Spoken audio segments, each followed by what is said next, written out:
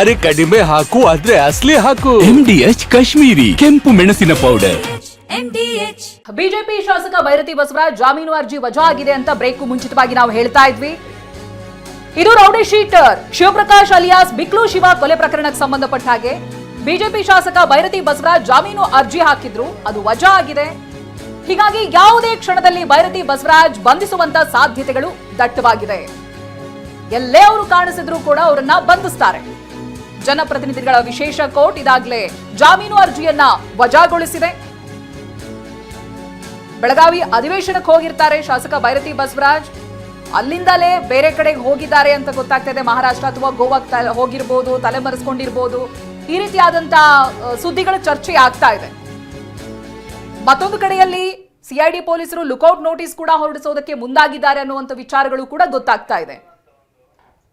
ಅಂತ ಹೇಳಿದ್ರೆ at any cost ಬಂಧನ ಮಾಡುವಂತ ತಯಾರಿಗಳು ನಡೆದಿದೆ. ಇದೆಲ್ಲದರಿಂದ ತಪ್ಪಿಸ್ಕೊಳ್ಳೋದಕ್ಕೆ, ಬಂಧನದಿಂದ ತಪ್ಪಿಸ್ಕೊಳ್ಳೋದಕ್ಕೆ ಜಾಮೀನು ಅರ್ಜಿಯನ್ನ ಸಲ್ಲಿಸಿದ್ರು, ಆಂಟಿಸಿಪೇಟರಿ ಬೇಲ್ಗೆ ಅರ್ಜಿಯನ್ನ ಹಾಕಿದ್ರು. ಬಟ್ ಅದೀಗ ವಜಾ ಆಗಿದೆ. ಸೊ ಹಾಗಾಗಿ ಯಾವ ಕ್ಷಣದಲ್ಲಿ ಬೇಕಾದ್ರೂ ಭೈರತಿ ಬಸವರಾಜ್ ಬಂಧನವಾಗುವಂತ ಸಾಧ್ಯತೆ ಇದೆ. ಬಿಕ್ಲು ಶಿವ ಕೊಲೆ ಕೇಸ್ನಲ್ಲಿ ಆರೋಪಿಗಳ ಜೊತೆ ಇವರ ಫೋಟೋ ಸಂಚಲನ ಮೂಡಿಸಿತ್ತು. ಅದಕ್ಕೆ ಸಂಬಂಧಪಟ್ಟಂತ ಪ್ರೂಫ್ ಕೂಡ ಸಿಕ್ಕಿತ್ತು. ಆರಂಭಿಕವಾಗಿ ತನ್ನ ಪಾತ್ರ ಏನೂ ಇಲ್ಲ ಅಂತ ಹೇಳಿದ್ರು ಕೂಡ ಆ ನಂತರದಲ್ಲಿ ಇನ್ವೆಸ್ಟಿಗೇಷನ್ ಆದಾಗ ಸಂಬಂಧಗಳಿರೋದು, ಲಿಂಕ್ ಇರೋದು ಪತ್ತೆಯಾಗಿತ್ತು. ಇದೀಗ ಜಾಮೀನು ಅರ್ಜಿ ಕೂಡ ವಜಾ ಆಗಿ ಬಂಧನದ ಭೀತಿ ಇವರನ್ನ ಕಾಡ್ತಾ ಇದೆ. ಪ್ರತಿನಿಧಿ ರಮೇಶ್ ಆಗ್ಲೇ ಒಂದಷ್ಟು ವಿಚಾರಗಳನ್ನ ನಮ್ಮ ಜೊತೆಗೆ ಹಂಚಿಕೊಳ್ತಾ ಇದ್ರು. ರಮೇಶ್ ಆಗ್ಲೇ ನೀವು ಹೇಳ್ತಾ ಇದ್ರಿ ಅಂತ ಹೇಳಿದ್ರೆ, ಈ ಹಿಂದೆ ಯಾರು ಇದೇ ಕೇಸ್ನಲ್ಲಿ ಜಾಮೀನನ್ನ ಪಡೆದುಕೊಂಡಿದ್ದಾರೆ ಆ ಗ್ರೌಂಡ್ಸ್ ಯಾವುದು ಕೂಡ ಇವರಿಗೆ ಅಪ್ಲೈ ಆಗೋದಿಲ್ಲ ಅಂತ. ರಮೇಶ್ ರೈಟ್, ನಿಮ್ಮ ಹತ್ರ ಬರ್ತೀನಿ, ಇನ್ನಷ್ಟು ಮಾಹಿತಿಯನ್ನ ಪಡೆದುಕೊಳ್ತೀನಿ. ಇದೇ ಪ್ರಕರಣಕ್ಕೆ ಸಂಬಂಧಪಟ್ಟ ಹಾಗೆ ಒಂದಷ್ಟು ಅಪ್ಡೇಟ್ಸ್ ಗಳು ಲಭ್ಯವಾಗ್ತಾ ಇದೆ. ಭೈರತಿಗಾಗಿ ಮಹಾರಾಷ್ಟ್ರದಲ್ಲಿ ಸಿಐಡಿ ತಂಡ ಹುಡುಕಾಡ್ತಾ ಇದೆ. ಬೆಳಗಾವಿ ಟೋಲ್ಗಳಲ್ಲಿನ ಸಿಸಿ ಕ್ಯಾಮೆರಾಗಳ ಪರಿಶೀಲನೆ ಆಗ್ತಾ ಇದೆ. ಶಾಸಕ ಭೈರತಿ ಬಸವರಾಜ್ಗಾಗಿ ಪೊಲೀಸರು ಶೋಧ ನಡೆಸ್ತಾ ಇದ್ದಾರೆ. ಬೇಲ್ ರಿಜೆಕ್ಟ್ ಆಗಿದೆ. ಬೆಳಗಾವಿ ಅಧಿವೇಶನದ ಬಳಿಕ ಶಾಸಕ ನಾಪತ್ತೆಯಾಗಿದ್ದಾರೆ. ಮಹಾರಾಷ್ಟ್ರದಲ್ಲಿ ಹುಡುಕಾಡ್ತಾ ಇದ್ದಾರೆ ಸಿಐಡಿ ತಂಡ. ಆಮೇಲೆ ಆಧಾರವಾಗಿ ಬೆಳಗಾವಿ ಟೋಲ್ಗಳಲ್ಲಿನ ಸಿಸಿ ಕ್ಯಾಮೆರಾಗಳ ಪರಿಶೀಲನೆ ಮಾಡಿದ್ದಾರೆ. ಅವರ ಕಾರ್ ಎಲ್ಲಿ ಪಾಸ್ ಆಗಿದೆ, ಎಲ್ಲಿ ಹೋಗಿದ್ದಾರೆ, ಎಲ್ಲೆಲ್ಲಿ ಓಡಾಡಿದ್ದಾರೆ, ಇದಕ್ಕೆ ಸಂಬಂಧಪಟ್ಟ ಹಾಗೆ ಸಿಸಿಟಿವಿ ಕ್ಯಾಮೆರಾಗಳ ಪರಿಶೀಲನೆ ನಡೆಸ್ತಾ ಇದ್ದಾರೆ. ರಮೇಶ್ ಇದಕ್ಕೆ ಸಂಬಂಧಪಟ್ಟ ಹಾಗೆ ಮಾಹಿತಿಯನ್ನ ಕೊಡ್ತಾರೆ. ರಮೇಶ್ ಆಗ್ಲೇ ಹೇಳಿದ್ರಿ ಬಂಧನದಿಂದ ತಪ್ಪಿಸ್ಕೊಳ್ಳೋದಕ್ಕೆ ಸಾಧ್ಯನೇ ಇಲ್ಲ ಅಂತ. ಅದಕ್ಕೆ ಸಂಬಂಧಪಟ್ಟ ಹಾಗೆ ಇದೀಗ ಸಿಐಡಿ ತಂಡ ಮಹಾರಾಷ್ಟ್ರದಲ್ಲೂ ಕೂಡ ಹುಡುಕಾಡ್ತಾ ಇದೆ. ಸಂಬಂಧಪಟ್ಟಂತ ಸಿಸಿಟಿವಿಗಳ ಪರಿಶೀಲನೆ ಆಗ್ತಾ ಇದೆ ಅನ್ನೋದು ಗೊತ್ತಾಗ್ತಾ ಇದೆ. ರಮೇಶ್, ಚೈತ್ರ, ಹೈಕೋರ್ಟ್ ನಲ್ಲಿ ಈಗ ಹಿಂದೇನು ಪ್ರೊಟೆಕ್ಷನ್ ಕೊಟ್ಟಿತ್ತು ಭೈರತಿ ಬಸವರಾಜ್ಗೆ, ಅಂದ್ರೆ ಯಾವುದೇ ಬಂಧನವಾಗಬಾರ್ದು ಅಂತೇಳಿ ಮಧ್ಯಂತರ ರಿಲೀಫ್ ಅನ್ನ ಹೈಕೋರ್ಟ್ ಹಿಂದೆ ಕೊಟ್ಟಿತ್ತು. ಆ ಸಂದರ್ಭದಲ್ಲಿ ಈ ಮಧ್ಯಂತರ ರಿಲೀಫ್ ಅನ್ನ ತೆರವುಗೊಳಿಸಬೇಕು ಅಂತೇಳಿ ಸಿಐಡಿ ಅವರು ಅರ್ಜಿ ಸಲ್ಲಿಸಿದ್ರು.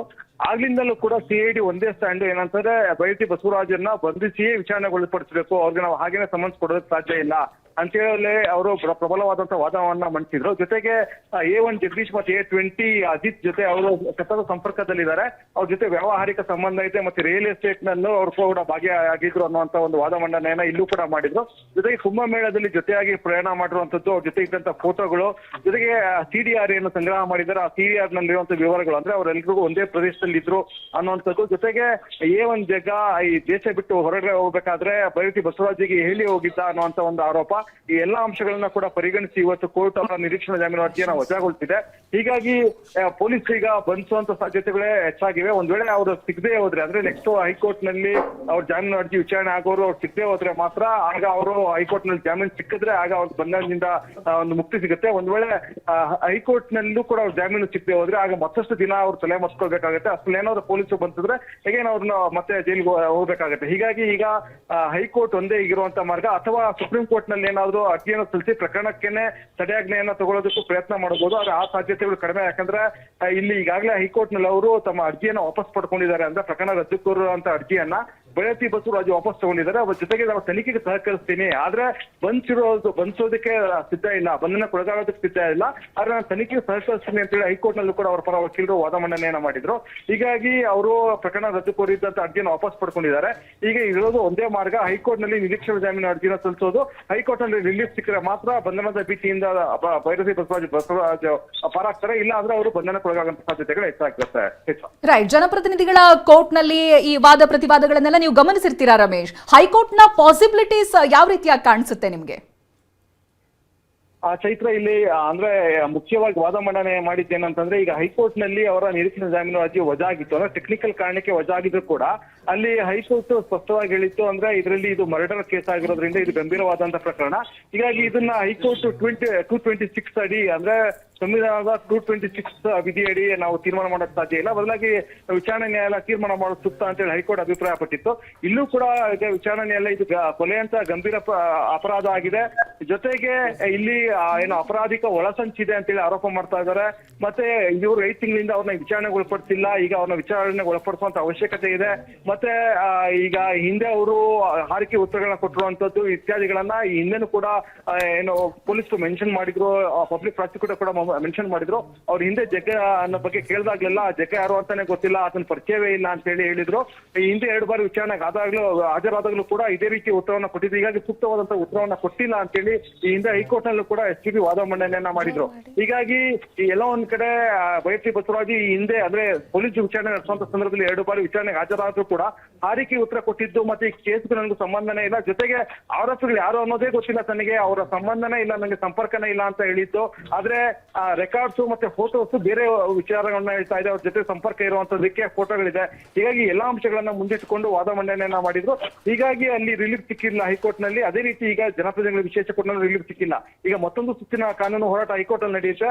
ಆದ್ರೆ ಅಲ್ಲಿವರೆಗೂ ಇವರು ತಲೆ ಮಾಡಿಸ್ಕೊಳ್ಳೋಕೆ ಸಾಧ್ಯನಾ ಅನ್ನೋಂಥದ್ದು ಇರೋ ಪ್ರಶ್ನೆ. ಹೀಗಾಗಿ ಪೊಲೀಸರು ಎಷ್ಟು ಬೇಗ ಹುಡುಕ್ತಾರೋ ಅಷ್ಟು ಬೇಗ ಅವ್ರನ್ನ ಬಂಧಿಸಬಹುದು. ಪೊಲೀಸರು ಬಂಧಿಸೋದು ವಿಳಂಬ ಆದ್ರೆ ಆಗ ಅವರು ಮತ್ತಷ್ಟು ಕಾನೂನಿನ ಒಂದು ಮಾರ್ಗಗಳನ್ನ ಹುಡುಕೊಂಡು ಅವರು ನಿರೀಕ್ಷಣಾ ಜಾಮೀನು ತಗೊಳ್ಳುವಂತ ಎಲ್ಲಾ ಪ್ರಯತ್ನವನ್ನ ಮಾಡ್ತಾರೆ. ಎಸ್, ಇಲ್ಲಿ ವಿಚಾರಣೆಗೆ ಹಾಜರಾಗ್ತೀನಿ, ಸ್ಪಂದಿಸ್ತೀನಿ ಅಂತೆಲ್ಲಾ ಕೋರ್ಟ್ ಹೇಳಿದ ಮೇಲೂ ಕೂಡ ಈ ಬೇಲ್ ಅರ್ಜಿಯನ್ನ ವಜಾ ಮಾಡಿದ್ದನ್ನ ನೋಡಿದ್ರೆ ಆನ್ ವಾಟ್ ಗ್ರೌಂಡ್ಸ್, ಏನ್ ರೀಸನ್ ಇತ್ತು, ಖಡಕ್ ಆಗಿರುವಂತ ರೀಸನ್ ಏನಿತ್ತು ಅನ್ನೋದಾಗಿ ನೋಡೋದಾದ್ರೆ ರಮೇಶ್?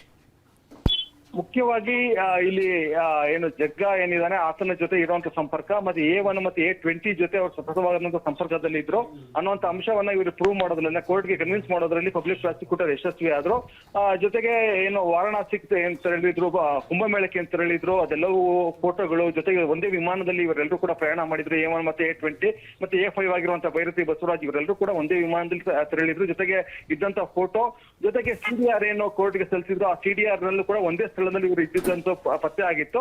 ಜೊತೆಗೆ A20 ಏನಿದಾನೆ ಅಜಿತ್, ಆತನ ಜೊತೆ ದೂರವಾಣಿ ಸಂಪರ್ಕದಲ್ಲಿ ಬೈರತಿ ಬಸವರಾಜ್ ಇದ್ದಂತದ್ದು ಕೂಡ ಪಬ್ಲಿಕ್ ಪ್ರಾಸಿಕ್ಯೂಟರ್ ಹೇಳಿದ್ರು. ಇದಕ್ಕೆ ಪೂರಕವಾದ ದಾಖಲೆಗಳು ಮೊಬೈಲ್ ಕೊಟ್ಟಿದ್ರು. ಜೊತೆಗೆ ಕೇಸ್ ಡೈರಿಯನ್ನ ಕೂಡ ಕೋರ್ಟ್ಗೆ ಸಲ್ಲಿಕೆಯನ್ನ ಮಾಡಿದ್ರು.